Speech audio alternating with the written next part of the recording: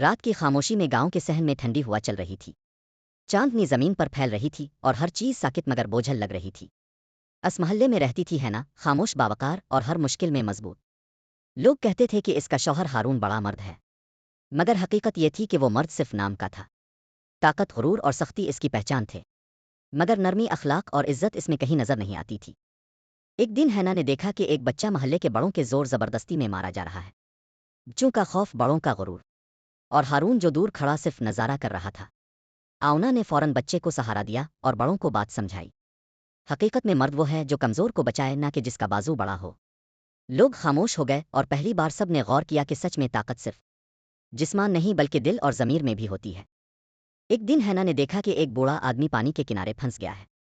ہارون وہاں آیا مگر خوف کے مارے کچھ نہ کر سکا۔ اینا نے فوراً خود قدم بڑھایا، بوڑھے کو سہارا دیا اور پل سے محفوظ کرایا۔ گا کے لوگ سر ہلا کر دیکھ رہے تھے۔ اصل مرد تو یہ عورت ہے، ہارون تو صرف نام کا ہے۔ مرد صرف نام کا نہیں، کردار سے پہچانا جاتا ہے۔ ہارون نے پہلی بار اپنے غرور اور ناکامی کو محسوس کیا۔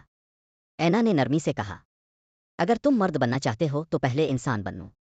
اور اس دن سے پورے گاؤں نے یہ سبق سیکھا، مرد صرف جسمانی طاقت کا نام نہیں، نرم، عزت، اخلاق اور کمزور کی حفاظت ہی اصل مردانگی ہے۔